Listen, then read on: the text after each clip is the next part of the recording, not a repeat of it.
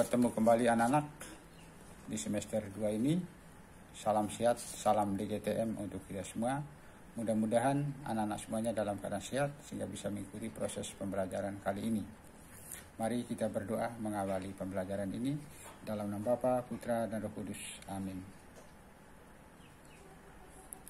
Berdoa selesai. Dalam nama Bapa, Putra, dan Roh Kudus. Amin.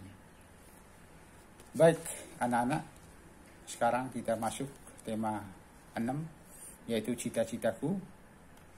Sub tema 1, aku dan cita-citaku. Anak-anak pasti memiliki cita-cita kan? Pasti ada yang ingin menjadi dokter, perawat, guru, tentara, polisi, dan masih banyak lagi cita-cita yang lainnya. Nah, sekarang kita hari ini mengenal puisi dan ciri-cirinya. Puisi merupakan karya sastra, ya, yang berisi curahan perasaan penyair tentang apa yang dilihat, dirasa, dipikirkan menggunakan kata-kata. Penyair itu anak-anak adalah orang yang membuat puisi. Ciri-ciri puisi ada 2, memiliki baris dan bait. Baris itu tentu terbentuk dari beberapa kata, kemudian bait puisi ini terbentuk dari beberapa larik atau baris puisi. Kemudian yang kedua memiliki irama dan rima. Irama adalah keselarasan bunyi, ya, pada puisi yang dibentuk dari pergantian, ya, tekanan kata. Sedangkan rima, ya, sinonim dari rima ini anak-anak, ya, sinonim itu sama dengan artinya yang hampir sama dengan rima ini adalah persamaan bunyi, persesuaian bunyi, atau sajak. Sedangkan pengertian daripada rima ini anak-anak adalah, ya, pengulangan bunyi yang berselang pada akhir baris puisi. Nah, sekarang, ya, perhatikan puisi berikut anak-anak. Cita-cita, ini karya Frida, puisi ini karya Frida. Pikiranku melayang ke satu masa, ini baris pertama. Aku pun bertanya-tanya, baris kedua. Mau jadi apa aku saat dewasa, tentu ini adalah baris yang ketiga. Tiba-tiba ku berpikir tentang cita-cita. Nanti aku mau menjadi seperti apa? Pilihanku jatuh kepada pembaca berita. Ini adalah bait puisi anak-anak, ya. Ya, 3 baris puisi ini akan terbentuk menjadi sebuah bait puisi. Puisi ini anak-anak berima sama, yaitu A A A A. Mengapa puisi ini berima A A A A anak-anak? Karena bunyi pada akhir baris setiap baitnya sama, yaitu berakhiran A. Baik, perhatikan puisi berikut, cita-cita karya Frida. Pikiranku melayang ke suatu masa, aku pun bertanya-tanya, mau jadi apa aku saat dewasa? Tiba-tiba, ku berpikir tentang cita-cita.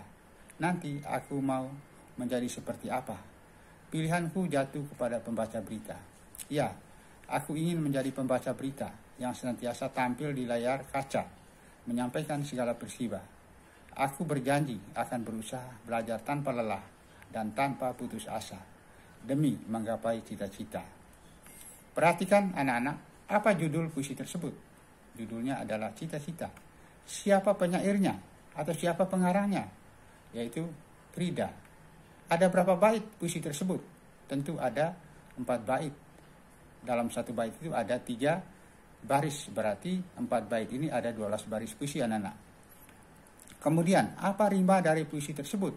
Rimanya adalah AA, AA. Mengapa puisi itu berima AA, AA anak-anak? Karena setiap baris dalam setiap baitnya berakhiran, ya, berbunyi sama, yaitu berakhiran A.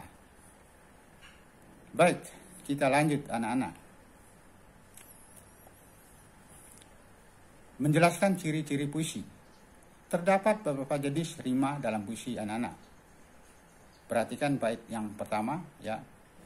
Belajar giat setiap hari tanpa jemu, ya, tak kenal waktu.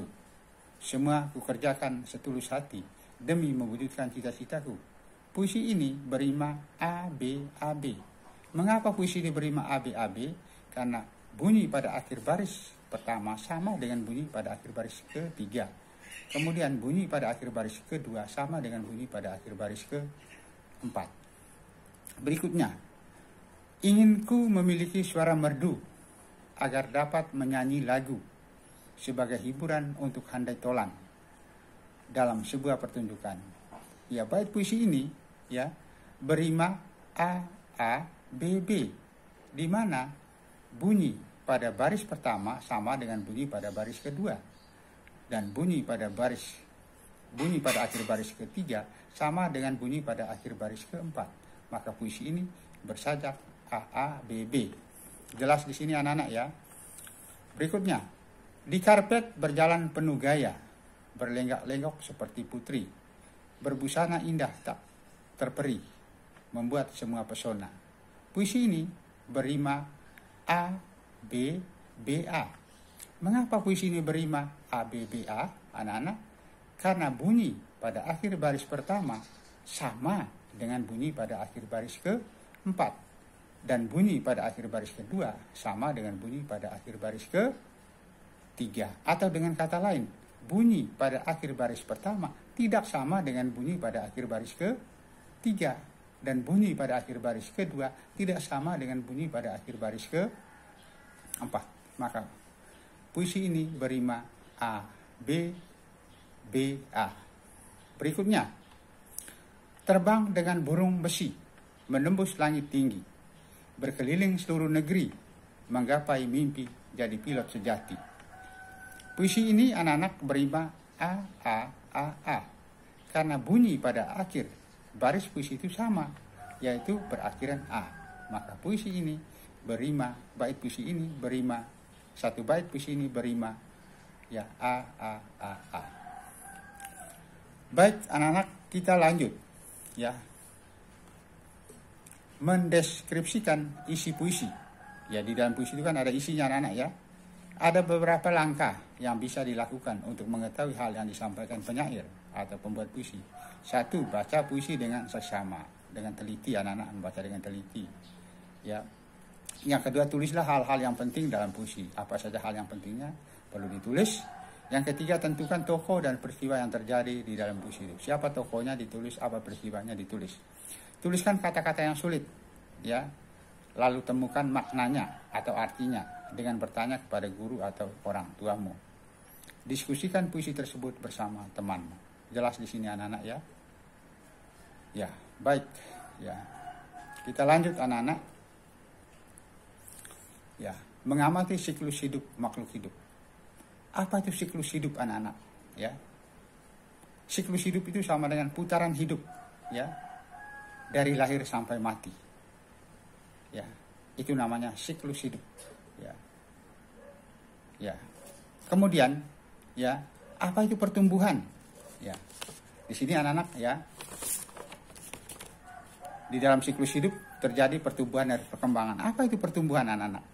Ya.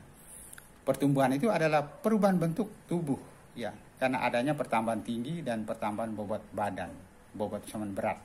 Itulah yang disebut dengan pertumbuhan. Kemudian apa itu perkembangan? Perkembangan adalah proses pematangan fungsi alat tubuh seperti alat perkembangbiakan, kemampuan gerak, kemampuan berbicara, dan kemampuan berpikir. Itu namanya ya perkembangan. Baik anak-anak. Perhatikan ciri-ciri siklus hidup dari kucing berikut. Yang pertama adalah anak kucing. Masih kelihatan kecil. Kemudian dia menjadi kucing muda.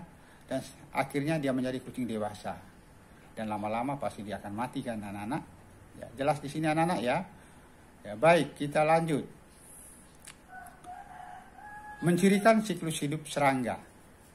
Terdapat dua jenis siklus hidup pada serangga anak-anak. Ya, ini kupu-kupu ini termasuk salah satu serangga. Kupu-kupu ya dewasa ini dia punya telur, ya. Setelah punya ya dia telurnya di daun, ini ada telurnya di daun anak-anak. Setelah telur dia akan menjadi kepompong. Ini yang tergantung di dahan ini kayu ini adalah kepompong. Setelah kepompong ya dia keluar menjadi ulat, ya. Ya, setelah menjadi ulat maka dia menjadi kupu-kupu ya kecil dan akhirnya dia menjadi kupu-kupu dewasa. Itulah siklus hidup daripada kupu-kupu. Jadi kupu-kupu ini merupakan metamorfosis sempurna. Siklus hidup yang mengalami perubahan bentuk tubuh dan melalui tahapan pupa atau kepompong. Ini tahapan-tahapannya. Ya, kupu-kupu ini anak-anak termasuk contoh serangga yang mengalami metamorfosis sempurna. Baik, lanjut anak-anak. Sekarang ya, siklus hidup serangga ya. Yang pertama ya, ini belalang ini termasuk serangga anak-anak ya. Yang pertama ya, belalang dewasa ya. Belalang dewasa ini ada telurnya ya.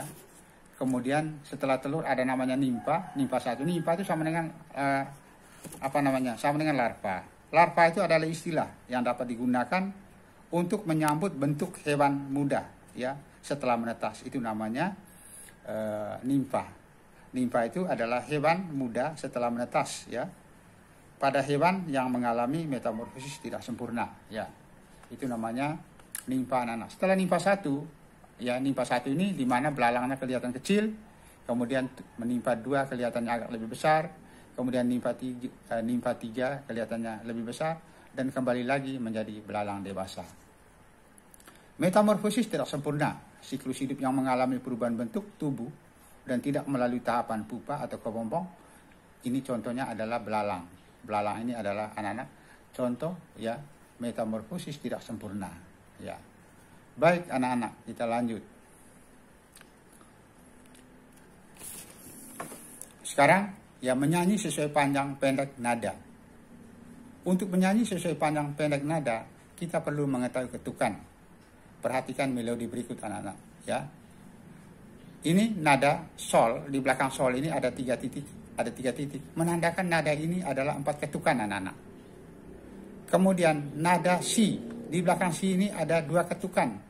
Menandakan ya nada ini ya merupakan dibunyikan selama 3 ketukan. Kemudian nada do tanpa ada tanda titik di belakangnya, berarti ya dibunyikan selama 1 ketukan. Kemudian nada re ada 1 ketukan di belakangnya, berarti dibunyikan selama 2 ketukan. Sudah jelas di sini anak-anak ya. Ya. Baik anak-anak ya. Demikian pembelajaran kita ya kali ini. Mudah-mudahan apa yang kita pelajari melalui video pembelajaran kali ini dapat bermanfaat buat anak-anak. Jangan lupa anak-anak ya terus belajar dan jangan lupa menonton videonya.